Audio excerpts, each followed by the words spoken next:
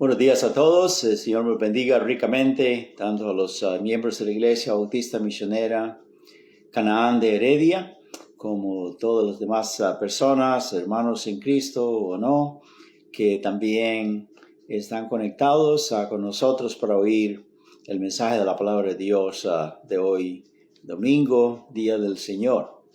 Vamos a leer en Segunda de Pedro, que es la epístola que estamos usando para exponer la palabra de Dios, versículo por versículo, predicación expositiva. Y el domingo pasado comenzamos a leer y a explicar del capítulo 1, versículo 16 en adelante, porque dice: porque no os hemos dado a conocer el poder y venida de nuestro Señor Jesucristo, siguiendo fábulas artificiosas, sino como habiendo visto con nuestros propios ojos su majestad.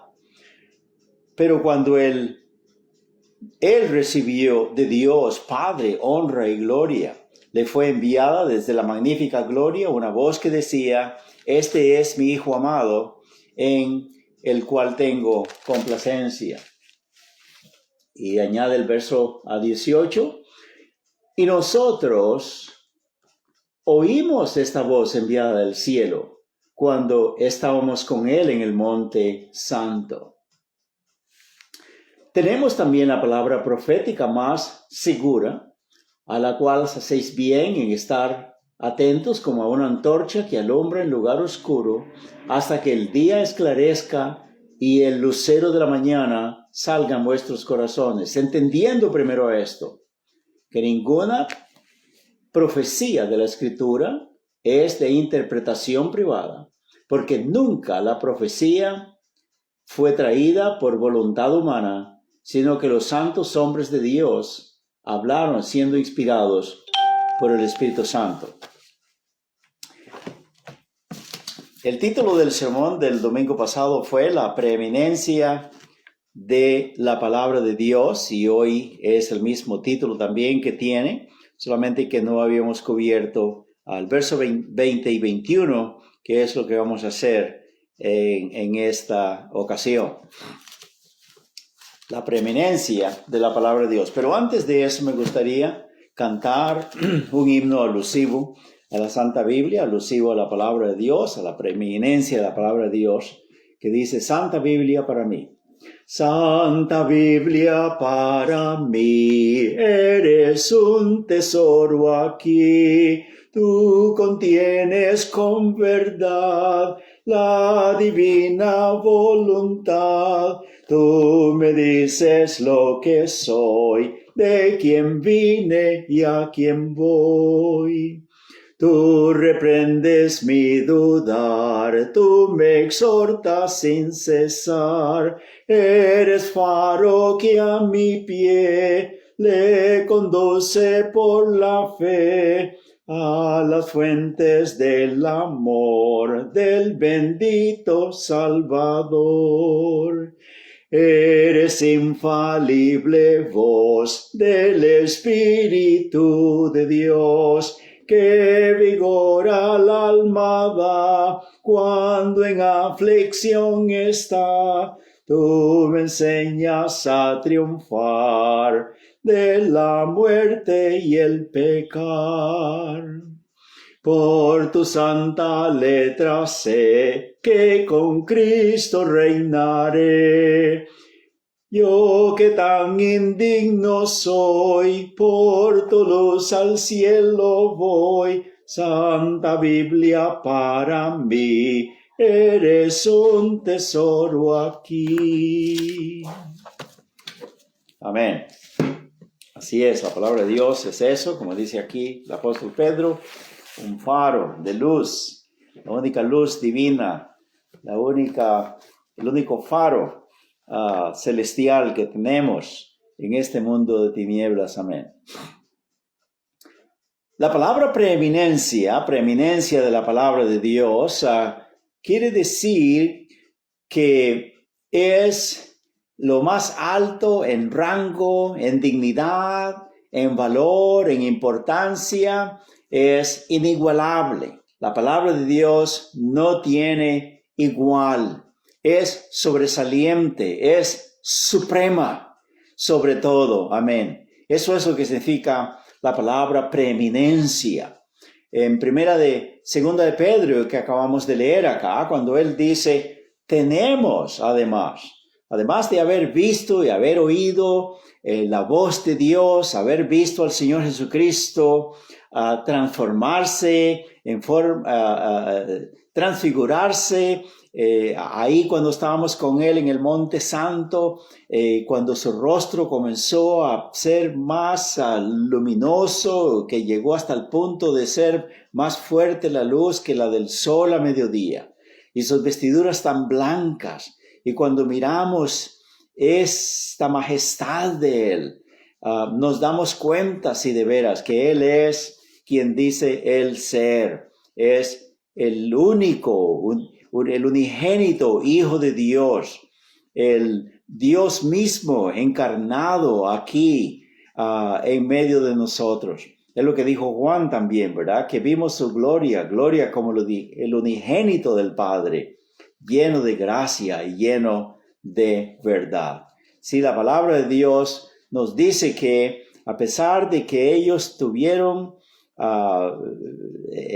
presente delante de sus ojos y ante sus oídos este gran milagro ocurrido allá en la montaña, dice, sin embargo tenemos la palabra profética, la Santa Biblia, el canon del Antiguo Testamento, que es todavía más grande. Dice, tenemos también, dice acá, en el verso 18, en el verso 19, la palabra profética más segura. Cuando dice más segura, es más segura que los milagros, más seguras que estos portentos de que somos nosotros testigos. Hermanos, si ya miramos en el sermón pasado, como si la palabra de Dios nos dice que la Santa Biblia tiene la última palabra aún sobre los milagros.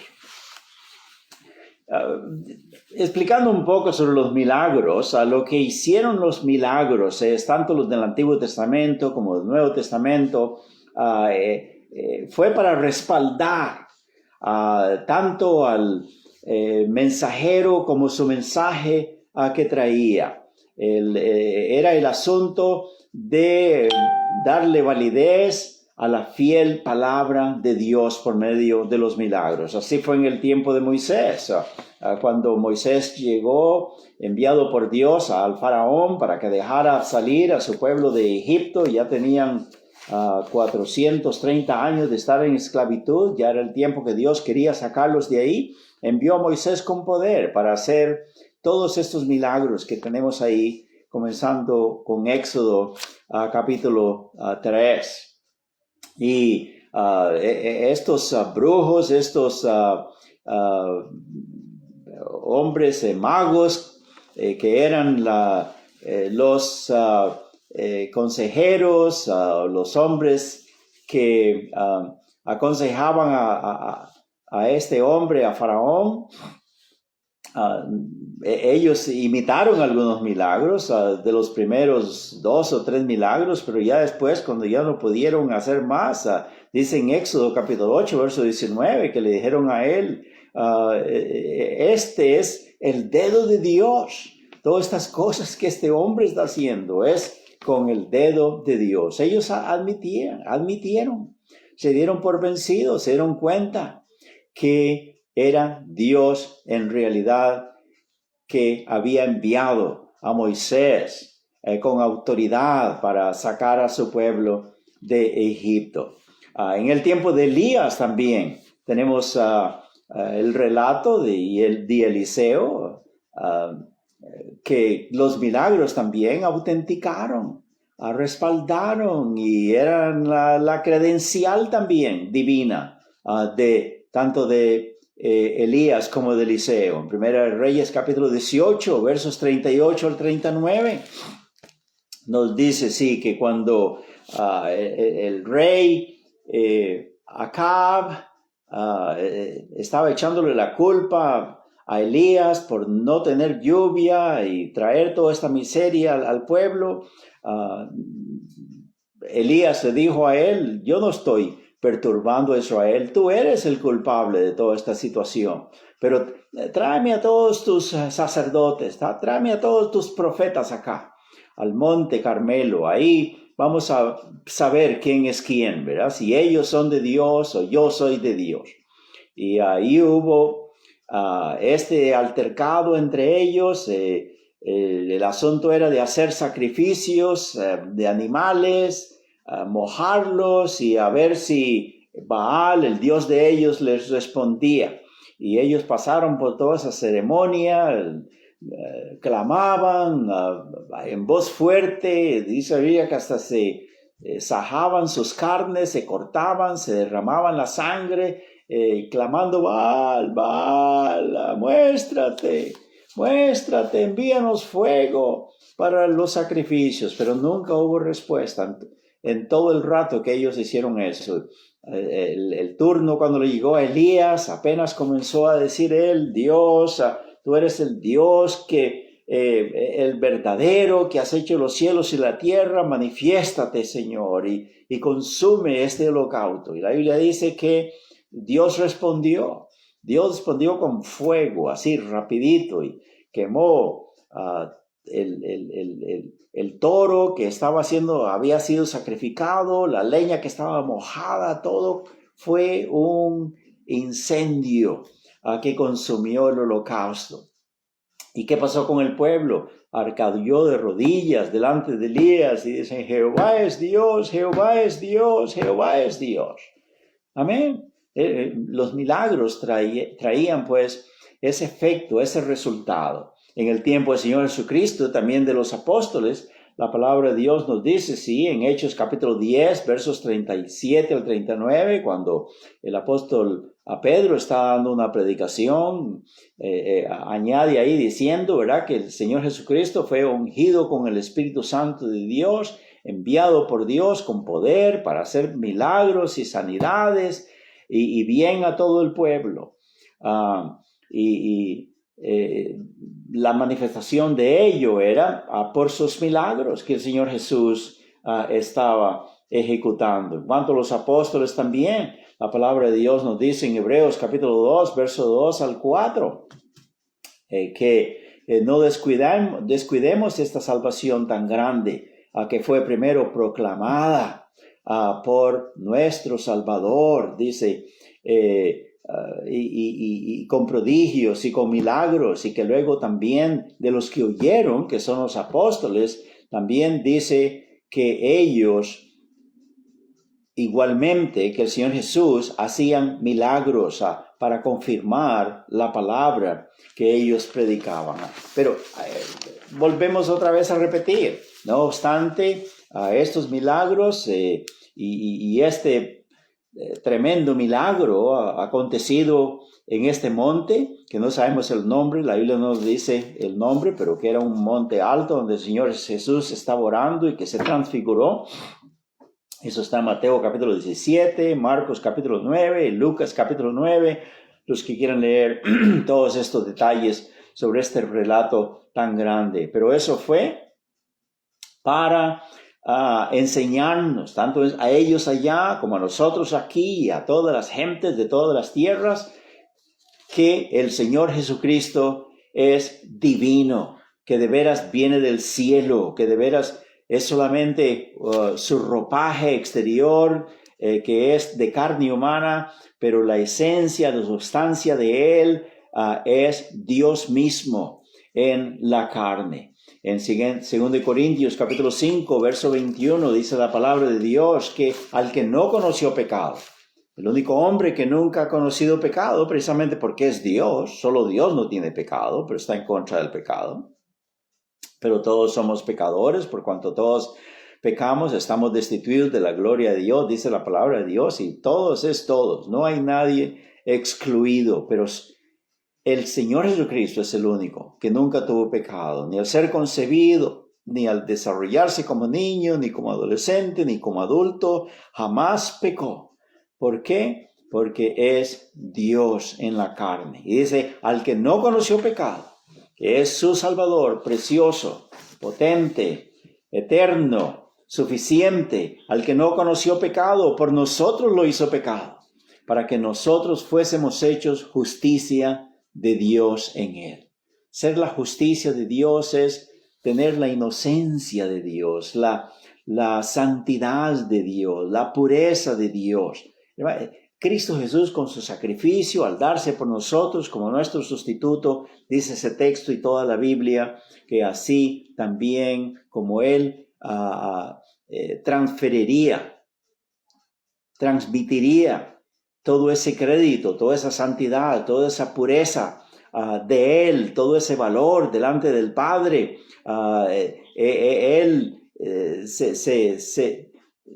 nos lo dio a nosotros, asumiendo también todos nuestros pecados. De la transacción divina más preciosa que Dios haya hecho a favor de nosotros los pecadores, que Él, siendo el inocente, se hizo el culpable, y nosotros, siendo los culpables, fuéramos a través de su vida y sacrificio terminar siendo inocentes. Hermanos, gloria al Señor, aleluya, preciosa transacción divina que ejecutó nuestro Señor Jesucristo. En Romanos capítulo 9, versículo 5 también nos dice la palabra de Dios ahí, que de ellos, de los judíos, de eso que está hablando Pablo ahí en ese capítulo 9, que de ellos es el pacto, las promesas, las ordenanzas, y que de ellos vino Cristo, dice el Salvador del mundo, el cual es Dios.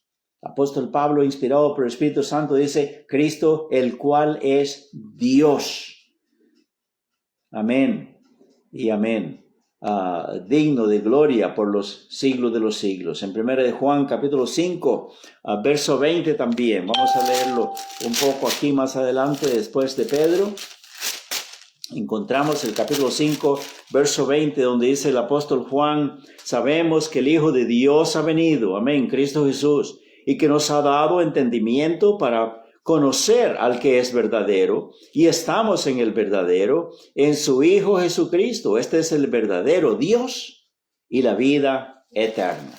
Hermanos, así pues que esta transfiguración que hubo ahí en este monte, de los cuales fueron testigos Pedro, Juan y Jacobo, nos están diciendo ellos que no obstante eso, de probar la divinidad de Cristo Jesús y ser mostrada a ellos y a nosotros y a todo el mundo. Sin embargo, dice la palabra de Dios, no nos quedemos absortos, no nos quedemos embelesados con los milagros, pero que pongamos nuestros ojos y los concentremos en la palabra profética de Dios, en la Santa Biblia, tanto en el canon del Antiguo Testamento como en el Nuevo. Y la razón, dice aquí en nuestro texto, es en el verso 19, dice que nos conviene estar atentos como a una antorcha que alumbra en lugar oscuro hasta que el día esclarezca y el lucero de la mañana salga en vuestros corazones. Hermanos, no es necesario decir o repetir otra vez, ¿verdad? Que estamos en un mundo de tinieblas. Claro que sí. Todo es maldad, todo es oscuridad, todo es ignorancia espiritual. Hay tanta mentira enseñada en nombre de Dios, a tantas cosas que ocurren, que vienen del antro mismo del infierno, que nos baña aquí en esta tierra. Pero por eso el Señor Jesucristo vino. Dice, yo soy la luz del mundo. El que me sigue ya no andará en estas tinieblas de que estamos todos rodeados. Y dice, ya no andará en tinieblas, sino que tendrá la lumbre de la vida. Y hermanos, este texto nos dice acá, la palabra de Dios, dice el apóstol Pedro acá, que es como una antorcha, es como un faro, amén, una luz bien fuerte, resplandeciente del cielo. Es lo único que tenemos acá. no los milagros, no otras cosas, no sueños, no visiones ni nada por el estilo, pero la escrita palabra de Dios. Dice que es la más segura revelación y por eso es preeminente, por eso es inigualable, necesaria, indispensable.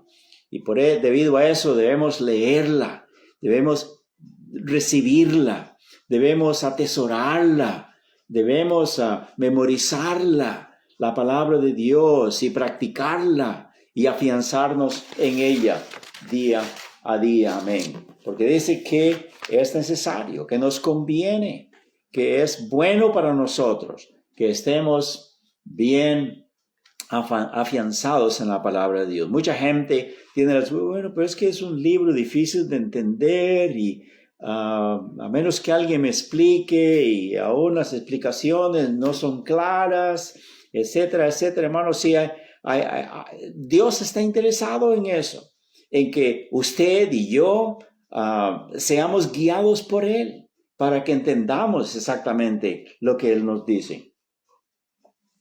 Por eso acá, en 2 de Timoteo, capítulo 2, verso 15, 2 de Timoteo 2:15, el apóstol Pablo le dice a Timoteo, procura con diligencia. Y con diligencia quiere decir esfuérzate, ejercítate, pon todo tu esmero en la palabra de Dios. Dice, procura con diligencia presentarte a Dios aprobado, como un obrero que no tiene de qué avergonzarse, pero que traza bien la palabra de verdad.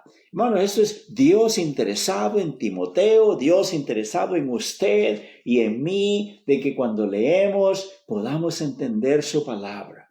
Pero dice que requiere propósito de corazón, requiere interés, requiere esmero, requiere que nos fuera de ruido, fuera de cosas que pueden absorber nuestra atención, que de veras en oración leamos la palabra, pidamos al Señor que nos ayude, que nos ilumine para comprenderla. Eso es lo que se requiere, hermanos. Esta palabra que traza, quiere decir que divide, que interpreta la palabra de verdad correctamente. Parece que esta palabra, los que saben en griego, es tosomei, ontosomei, es la palabra en griego. Y esta palabra es como marcar un camino, es delinear un rumbo de aquí hasta allá, hasta el destino, y que sea exacto, sin equivocarse, sin llegar a otro rumbo, delinear correctamente. Eso es lo que quiere decir esta palabra ontosomei, y es lo que Pablo acá le dice a Timoteo, que se esmere para que de una manera correcta, directa, entienda bien, al ponerse en el camino de la lectura, el camino de la interpretación, para llegar exactamente a ese mensaje perfecto, correcto, que nos da el Señor. Y el verso 21 dice en nuestro texto que entendiendo primero esto, que ninguna profecía de la Escritura, ningún pasaje de la palabra de Dios, ningún versículo de la palabra de Dios es de interpretación privada. Eso quiere decir limitada, aislada de todo lo demás. Esto incluye que Dios dice que independientemente, aisladamente, no se interprete un texto, pero que se tome en cuenta el contexto, lo que dice atrás, lo que dice adelante. Si es Isaías que estamos leyendo, entonces del mismo tema, del mismo asunto, de que estamos leyendo ahí, que consultemos lo que dice Moisés, o lo que dice el Señor Jesús, o lo que dice el apóstol Pedro, lo que dice el profeta Daniel, porque ellos todos nos van a decir algo más que Isaías no está diciendo, o en cualquier parte que usted está leyendo. Por eso dice, no es de interpretación privada. No debe ser interpretada, pues, en una forma separada. Porque el tema, el asunto, la doctrina en consideración va a ser también expuesta por otros escritores en otras partes de la Biblia. Entonces se junta todo para llegar a la verdadera interpretación, a la verdadera verdad, al verdadero mensaje que tiene el Señor. No importa el asunto, no importa el tema, no importa la doctrina. Por eso dice en el verso 21 que nunca la profecía fue traída por voluntad humana, sino que los santos hombres de Dios hablaron siendo inspirados por el Espíritu Santo. Esta palabra de ser inspirados por el Espíritu Santo tiene la idea de ser movidos, como movidos por el viento. Y la palabra viento y la palabra espíritu es la misma que se usa en el griego. Y esta palabra aquí es pheromenoi. Pheromenoi esto de ser movido o ser inspirado por el Espíritu Santo. Es un término griego marítimo que incluye o significa el viento que acarrea o desliza o empuja sobre las aguas los botes de vela. Qué bonito. Que el Espíritu de Dios pues tomó a estos hombres, tanto los patriarcas, a los profetas, a los apóstoles, los que fueron inspirados por Dios para escribir las Santas Escrituras fueron movidos por Dios, así como el viento ha movido estos botes de vela sobre las aguas. Y es en plural, dice que son varios.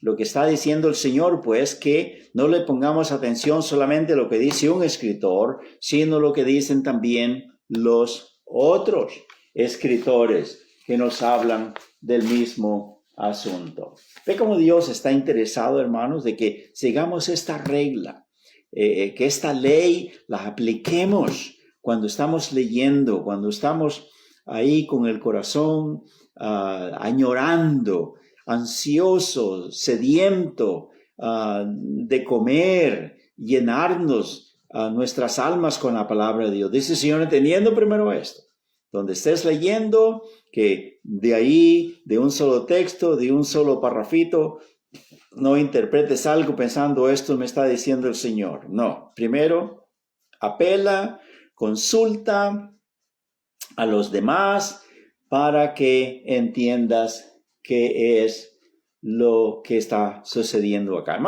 Es una regla que Dios ha puesto y Él mismo se ha suscrito a su misma ley, porque dice allá en Deuteronomio capítulo 19, verso 15, es la primera vez cuando Dios pronuncia esta ley. Cuando dice, cuando alguien es acusado de un crimen, de alguna malefacción, entonces dice, un testigo no es suficiente. Cuando va a ser juzgado, que sean 2 o 3 testigos. Con 2 o 3 testigos se sabrá la verdad. Eso está en Deuteronomio 19:15. El apóstol Pablo también en el Nuevo Testamento nos dice en 2 de Corintios capítulo 13, versículos 1 en adelante. Y mire que hablamos de Deuteronomio que escribió Moisés, ahora estamos hablando de Pablo, que también menciona lo mismo en 2 de Corintios 13, verso 1 al 2. Dice, esta es la tercera vez que voy a vosotros.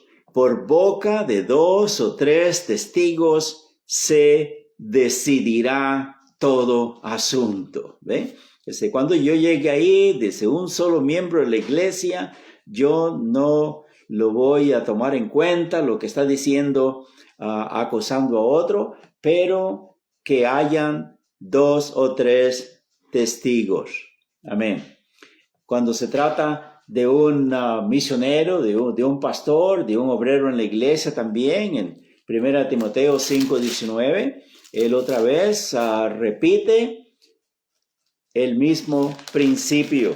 Dice acá en 1 de Timoteo, capítulo 5, versos 19. Contra un anciano, y un anciano es otro sinónimo de pastor, de presbítero o de obispo. Todos quieren decir lo mismo. Contra un anciano, contra un pastor, no admitas acusación, sino con 2 o 3 testigos. Así pues que, hermanos, Dios ha puesto esta regla, ¿verdad? Es lo mismo como en las cortes acá, legales en la tierra, ¿verdad? Un juez necesita que haya 2, 3 o más testigos si es posible, ¿verdad? Para que el juez pueda juntar el testimonio de todos los testigos y decretar si es culpable o si es inocente. Hermanos, amigos, amados, la razón por qué en este mundo tenemos tantas herejías, tantas mentiras religiosas que se predican y se practican y traen tanta ruina, tanto escándalo, tanto tropiezo, tanto desprecio del evangelio, tanto desprecio a la palabra de Dios, y por lo cual millones de personas se van al infierno. Es por los falsos predicadores que pisotean la palabra de Dios, usando o interpretando un solo texto de la Biblia y dándole el significado que a ellos se les ocurra o que a ellos se les antoje. Pobrecitos. Aquí en el capítulo 2 de la epístola segunda de Pedro, vamos a mirar en el próximo mensaje, ¿verdad? Cómo Dios está tratando y lidiando con estos falsos profetas. El juicio divino está pronunciado y el castigo ya les viene. Miremos lo que dice aquí mismo, y adelantándonos un poquito, ¿verdad? De lo que estamos hablando ahorita, de ese capítulo 2, versos 1 al 4.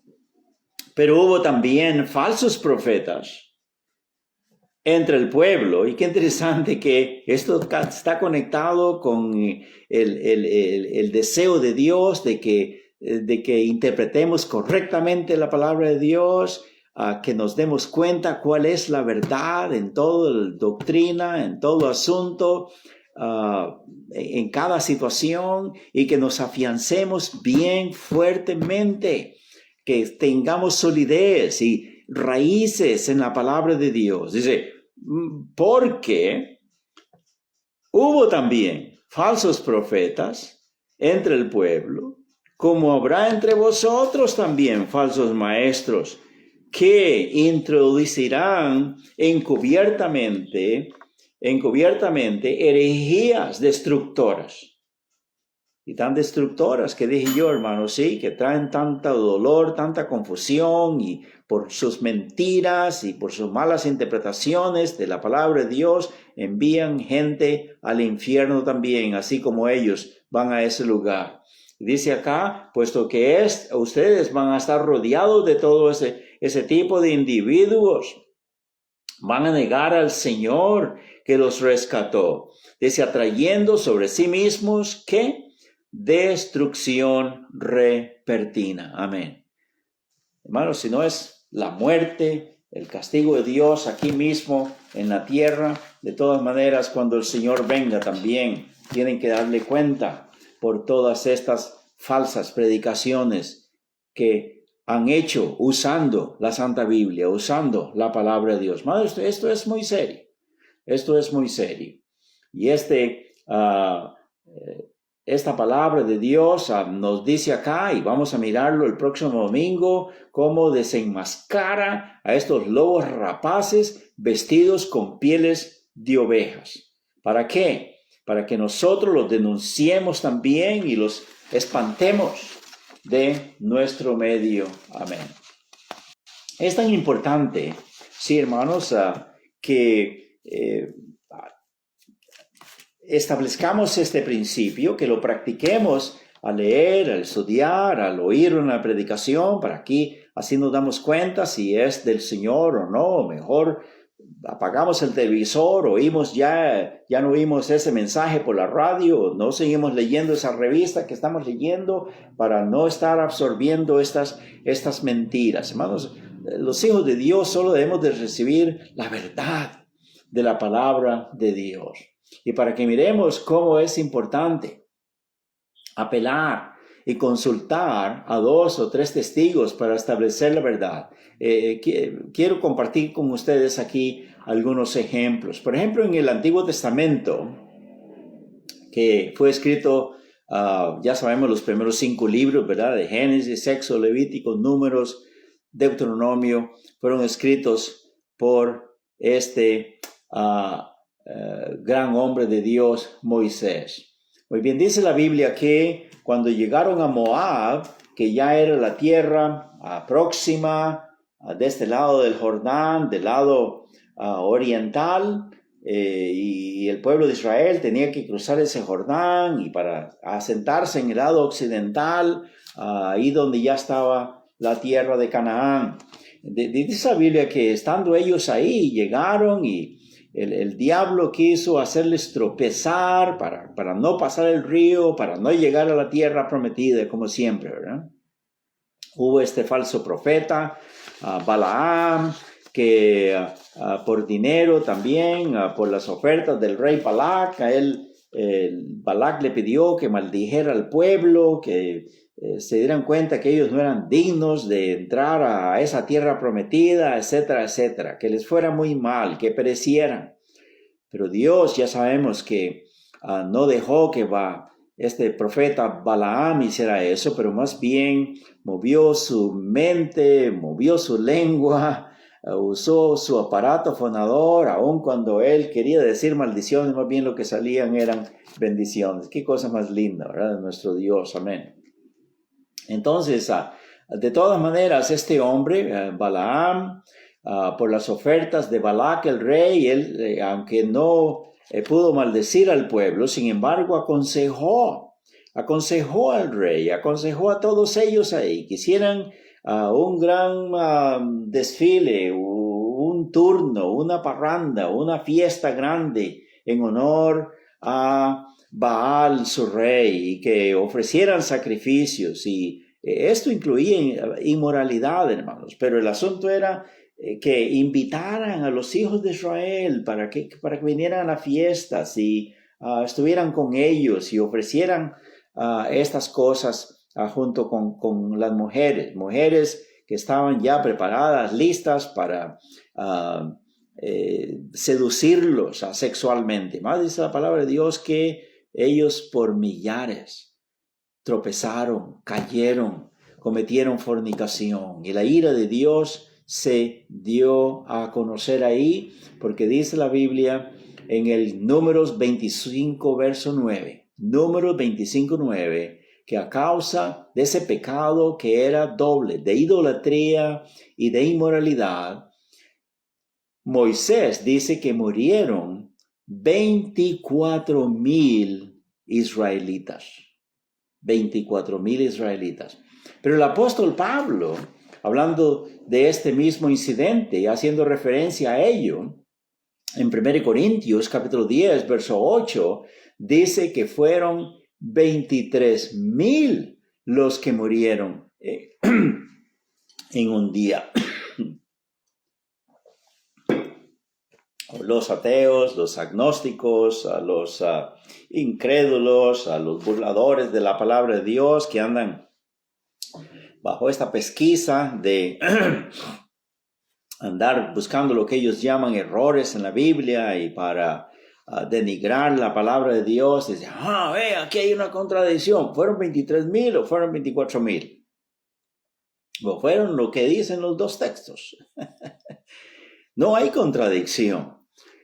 El apóstol Pablo lo que está diciendo es que en un día murieron 23,000, pero Moisés nos está dando el total de muertos, que fueron 1,000 más de lo que dice Pablo, porque en un día, dice Pablo, inspirado por el Espíritu Santo, que murieron 23,000. Pero eso quiere decir que en otro día o otros días más murieron otros 1,000 más.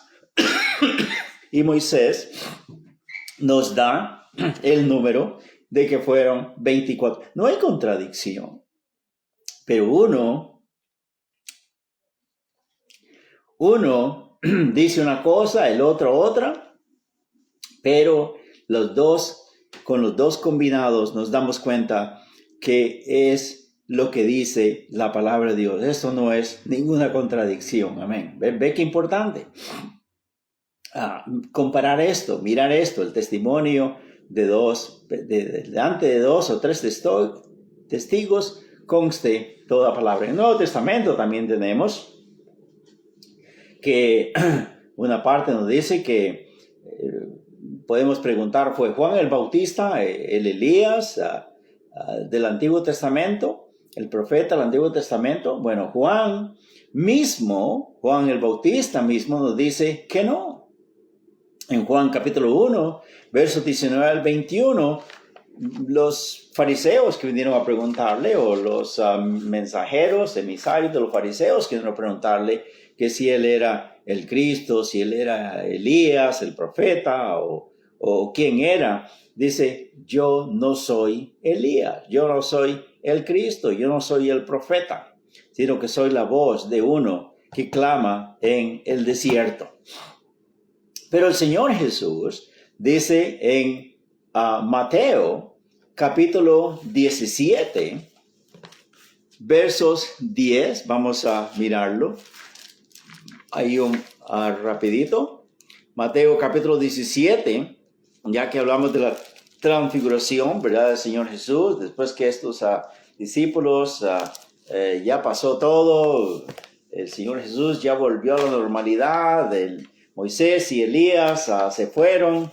Entonces, cuando descendían del monte, le dijeron al Señor Jesús que cómo es que los escribas decían que Elías tenía que venir primero, como primero antes que estas cosas ocurrieran, antes que él se apareciera aquí en la tierra.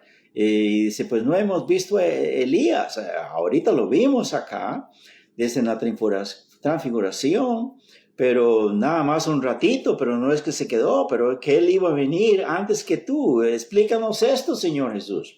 Dice en el capítulo 17, verso 10, que sus discípulos le preguntaron, ¿por qué pues dicen los escribas que es necesario que Elías venga primero?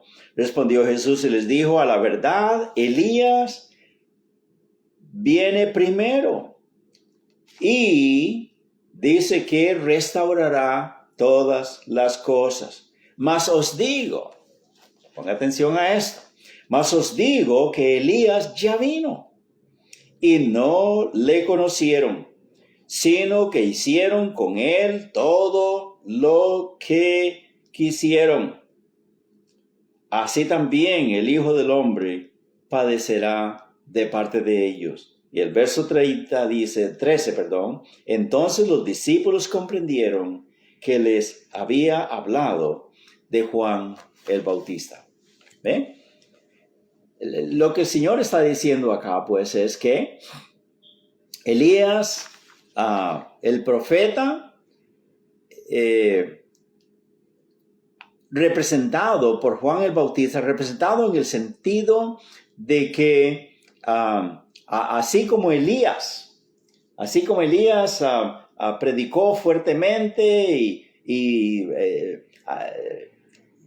enderezó al pueblo que andaba torcido y y se entregaron al Señor, hicieron voto de dedicación a Él. Así también Elías, dice Él, arreglará todas estas cosas. El impacto, el espíritu, la fuerza que Elías tenía, así también la iba a tener Juan el Bautista cuando el Señor Jesucristo viniera.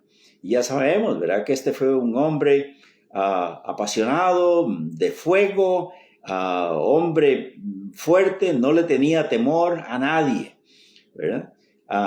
Igual que otros profetas del Antiguo Testamento. Así pues que no es asunto que la palabra de Dios se contradiga, ¿verdad? Pero el Señor Jesús dijo que sí, que Él vino, Juan el Bautista vino con el espíritu de Elías. Amén. Ahora, un ejemplo más, en la inscripción de la cruz que tenía el Señor Jesús escrita tanto en hebreo, en griego y en latín, los 4 evangelios nos dicen cuál era la inscripción. Pero si usted las mira, y quiero que las mire, tal vez usted quiere anotar ahorita, ¿verdad? Por ejemplo, en Mateo 27:37, Mateo 27:37, Mateo nos dice cuál era la inscripción que había sobre la cruz del Señor Jesús en estos 3 idiomas que Pilato había escrito. En Marcos capítulo 15, verso 26, también nos dice cuál era esa inscripción, qué decía ahí en ese rótulo sobre la cruz. En Lucas capítulo 23, versos 38, también nos da el mismo reporte. Y también Juan en el capítulo 19, tenemos palabras diferentes. Todas las 4 versiones de los apóstoles que escribieron esto, Mateo, Marcos, Lucas y Juan, aunque Lucas no fue un apóstol, pero fue, sin embargo, inspirado también por el Espíritu de Dios para escribir este evangelio, igual que el libro de los Hechos. Pero, por ejemplo, Mateo dice que Pilato escribió: este es Jesús, el rey de los judíos. Marcos escribió: el rey de los, que decía, el rey de los judíos. Mire cómo le quitó palabras. Lucas dice: este es el rey de los judíos, parecido a lo de Mateo. Mateo dice: este es Jesús, el rey de los judíos. Lucas dice: este es el rey de los judíos, ¿verdad? Le quitó el nombre de Jesús, o sea, le faltó.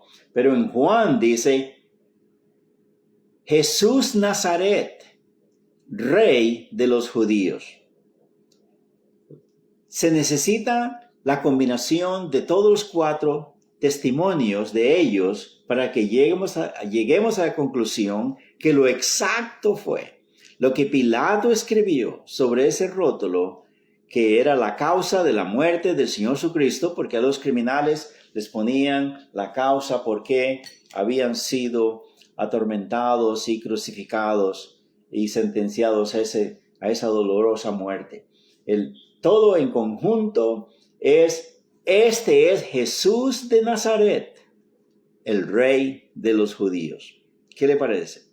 Algunos no dicen la palabra Jesús, no dicen de Nazaret, todos los demás 3, excepto Juan. Entonces todo completo este es Jesús de Nazaret, el rey de los judíos. Ve cómo delante de 2 o 3 testigos, y más bien aquí nuestro Padre Celestial usó 4 testigos, que son los 4 evangelios que nos dan el relato de la vida, de la persona, de la obra redentora de nuestro Señor Cristo Jesús. Amén.